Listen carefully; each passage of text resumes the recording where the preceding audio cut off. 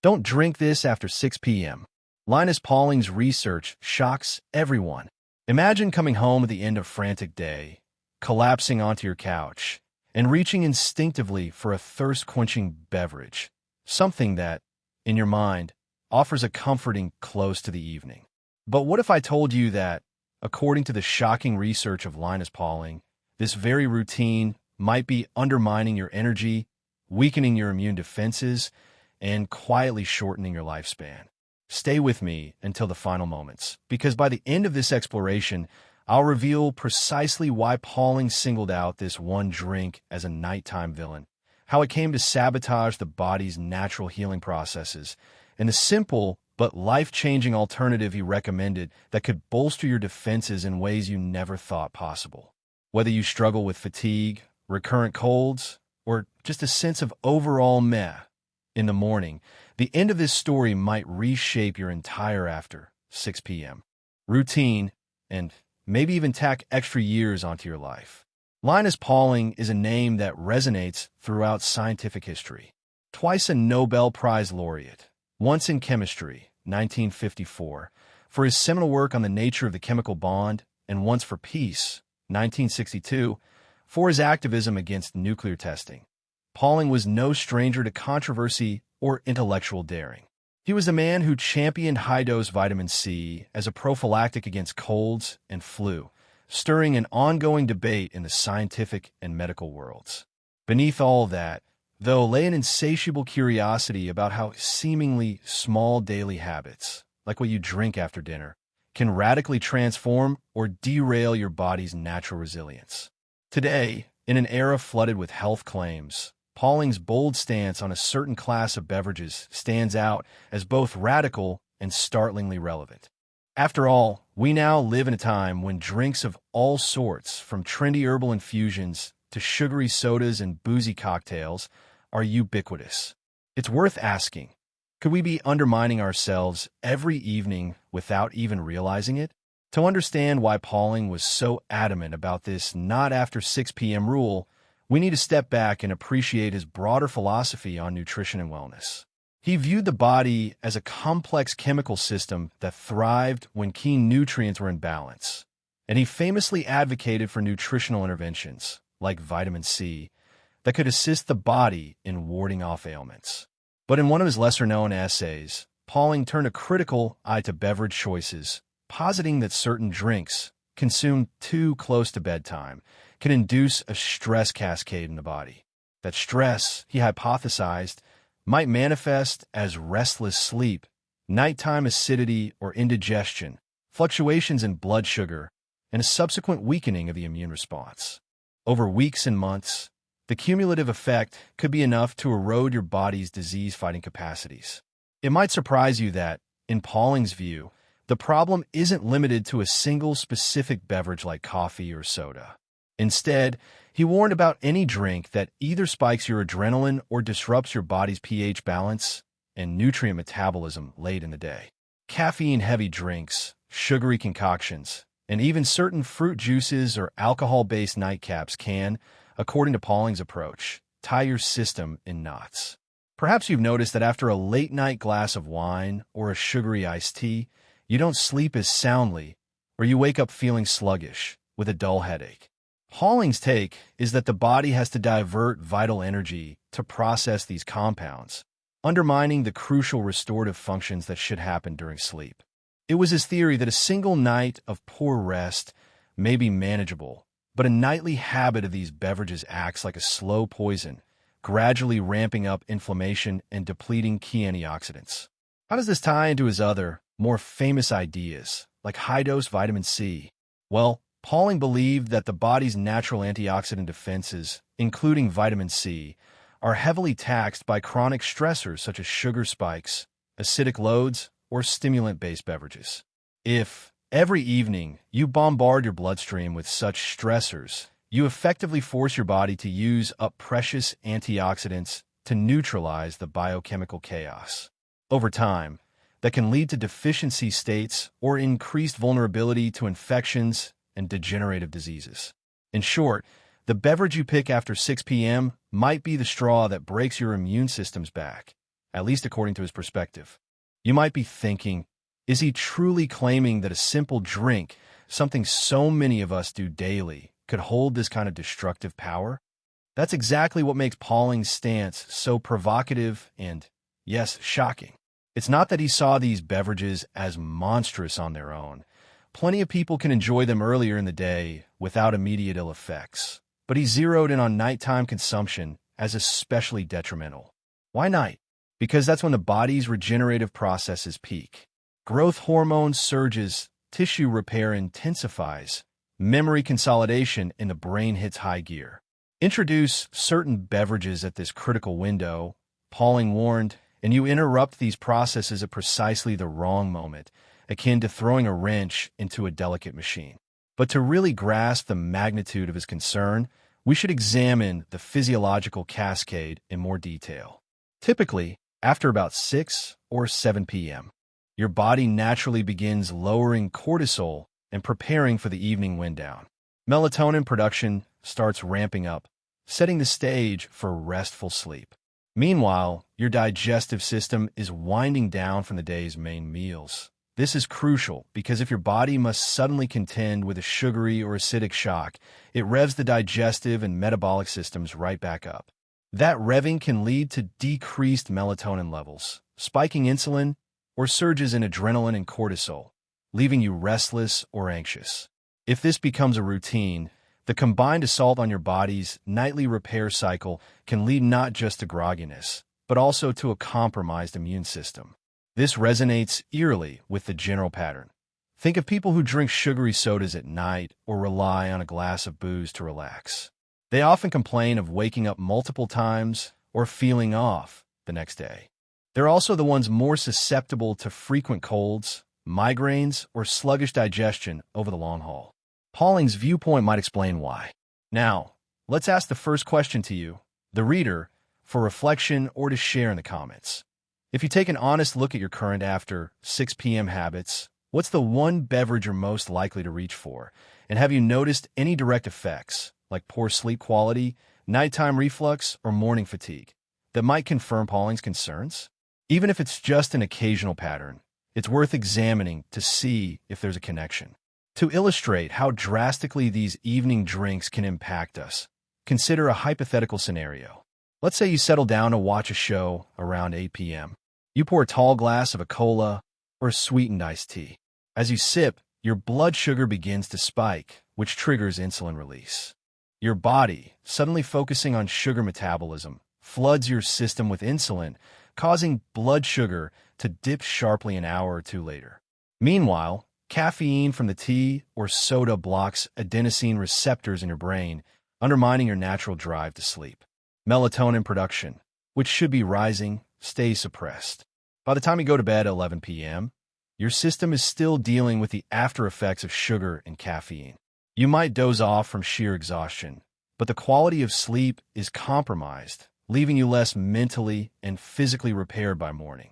Over time, that repeated stress can lead to weight gain, mood swings, or recurring colds. Pauling saw these patterns in anecdotal accounts and small studies, and though he lacked the broad-scale research of modern times, he was convinced enough to sound the alarm. You might interject, but what if I can't survive without my coffee or tea after dinner? Isn't it part of the culture to enjoy a late-night cappuccino or sweet treat?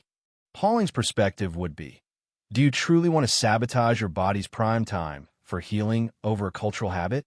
Maybe moderate indulgence is harmless, but if you're dealing with chronic stress, low immunity, or persistent fatigue, it's wise to reevaluate.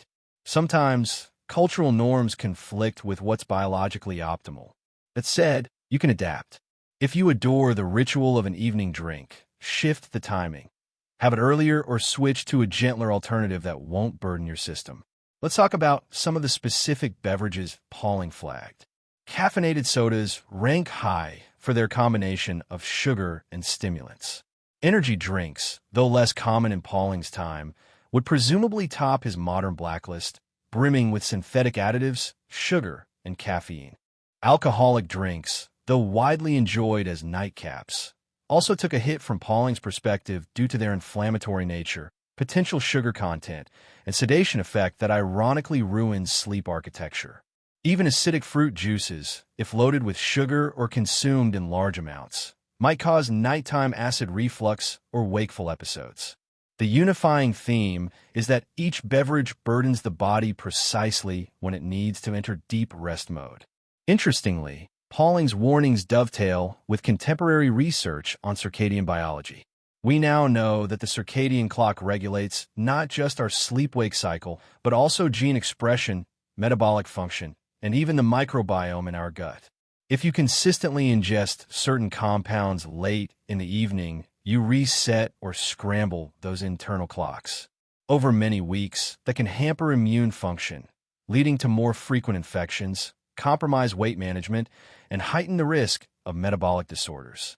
This synergy between Pauling's decades-old insights and modern circadian science is striking. It paints a convincing portrait. Ignore your body's nightly rhythms at your own peril. How, then, do we break free from the lure of these late-hour drinks? Some might find it easier to gradually reduce sugar or caffeine content, transitioning to lower-sugar herbal infusions. Others might adopt a rule: no beverages except water after 6 or 7 p.m., and experiment for a month to see if they notice improved energy or fewer colds. Pauling himself advocated for experimentation. He believed that each individual's body is unique, so the best approach was to track how you feel as you adjust your habits. Do you wake more refreshed? Fewer headaches? Fewer random sniffles? If yes, that's your body's way of affirming that your new routine aligns with your innate biorhythms. Of course, some cynics might scoff and say, well, I've been drinking sweet tea at night for years, and I'm not dead. The question isn't about immediate mortality. It's about how resilient you can be in the face of everyday stressors and how swiftly or slowly the wear and tear accumulates.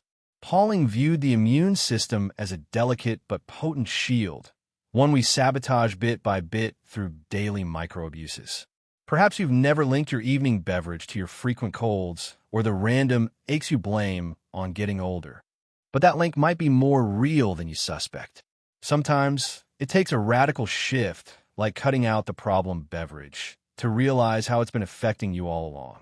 Another aspect rarely discussed is that certain nighttime drinks can hamper the absorption of vitamins and minerals.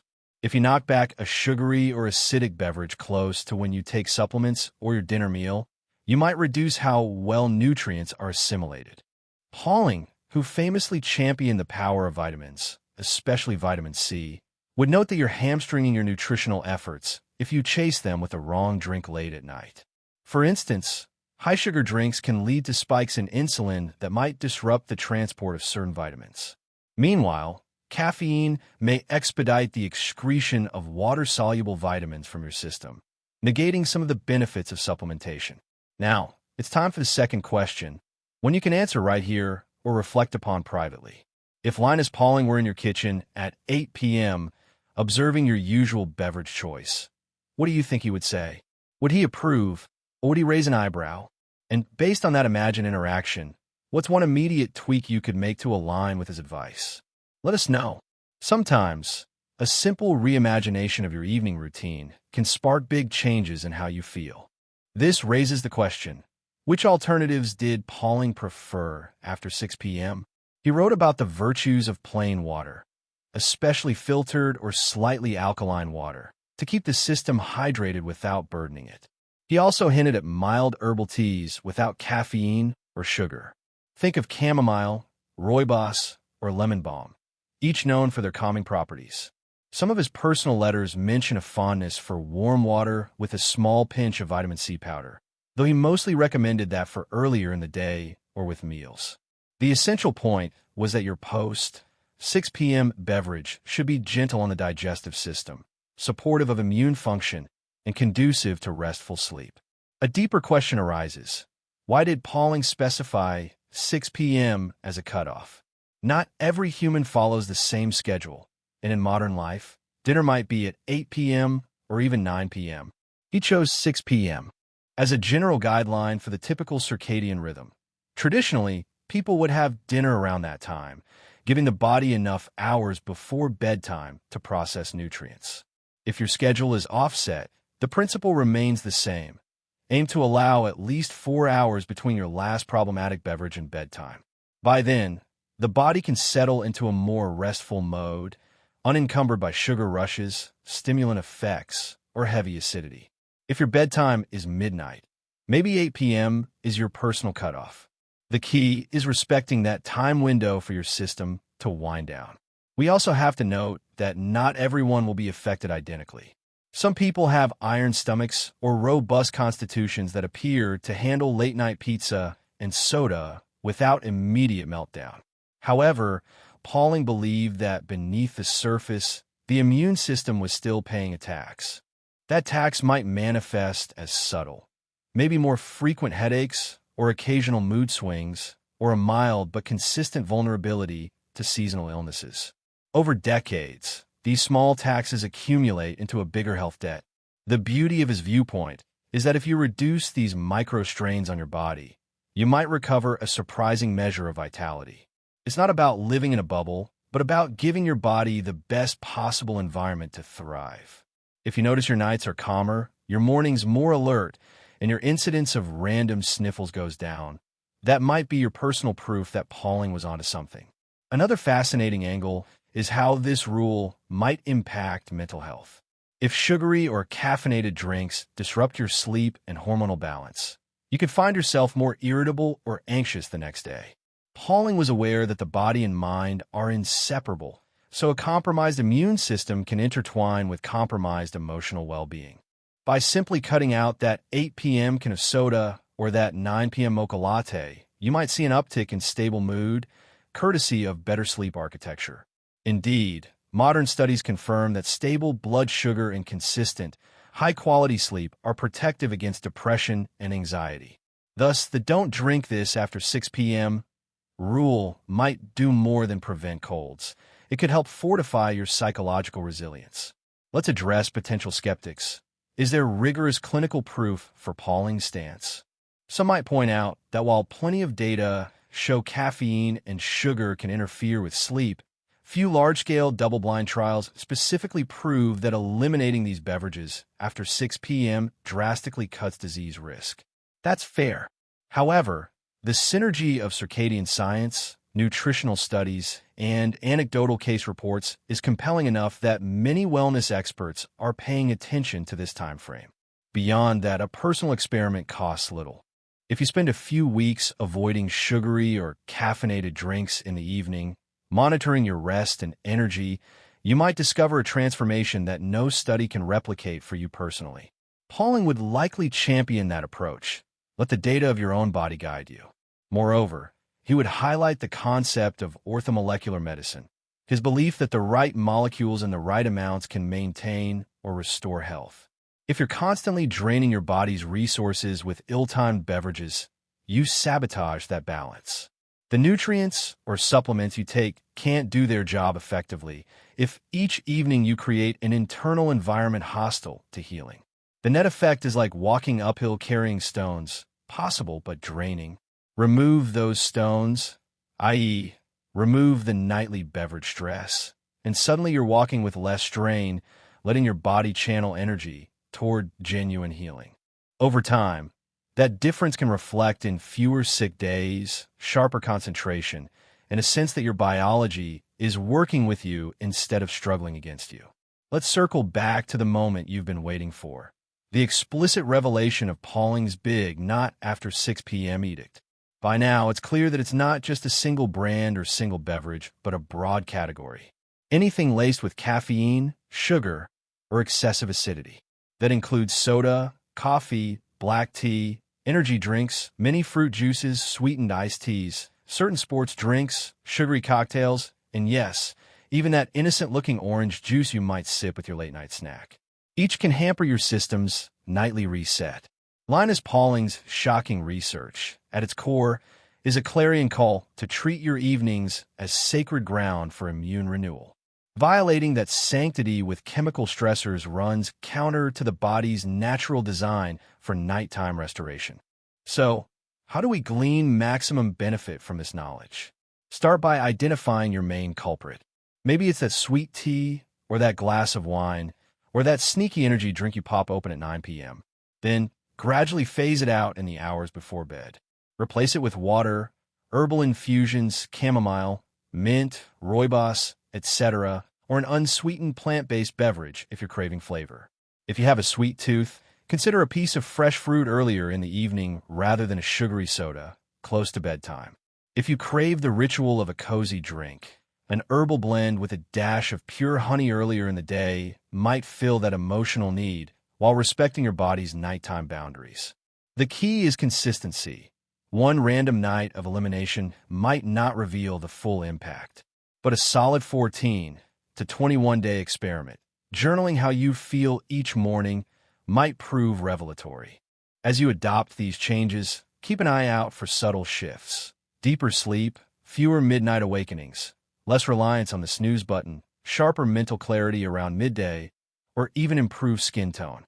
Some might notice they catch fewer colds, or that persistent sinus issues fade. Others might see a stabilizing of their mood. While each person's body is unique, the overarching principle is that you're removing a nightly stressor.